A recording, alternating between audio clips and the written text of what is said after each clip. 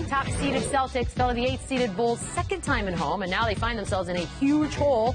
And as if that wasn't bad enough, after the game, the question of if they quit came up. Here's Avery Bradley.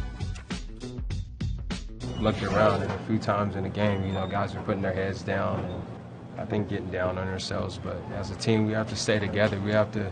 The other team is looking at that. They're using that as motivation for themselves. And I could even hear Rondo like, yeah, they gave up. They gave up. But we never can let a team see that.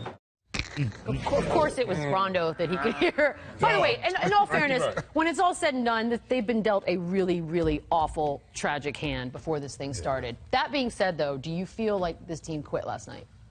It seemed that way. Yeah.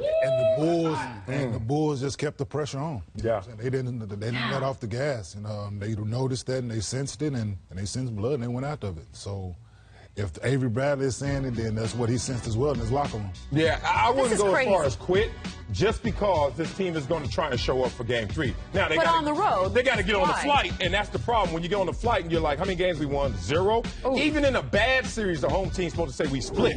So this is really bad. I say they're defeated. That means you came to the realization in these 2 games that everything we've tried has not worked. Obviously, they're being undermined by the tragic loss that happened to Isaiah Thomas's sister, which really breaks up the communication and energy level. And you just can't be spontaneous in the moment because everyone's walking on eggshells around this situation. That said, they're still down 0-2.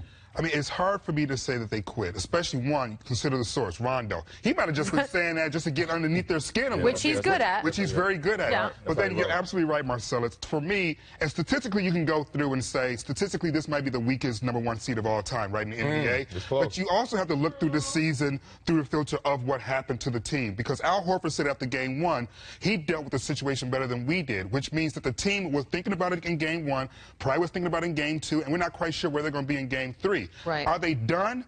Chicago finished 41-41 for a reason. I know. They win to, they can lose to. So even though that backcourt's got rings, like Rondo and Wade got 4 rings, combined a lot of experience, that team is not good. You want some history? There's your history. But you're talking about 2 guys with rings, and then you got a guy like Jimmy Butler who is young enough to stir it up and to help lead that charge, and that's their issue. And they got a bunch of young guys that don't know no better. Chicago has a bunch of young guys. They just have to just ball it. Right. They have to just they're not supposed to do anything. They don't care, and that's what you're saying right now. Who's that one dude that was leaving his arm up after every 3 he shot, whether it went in or not?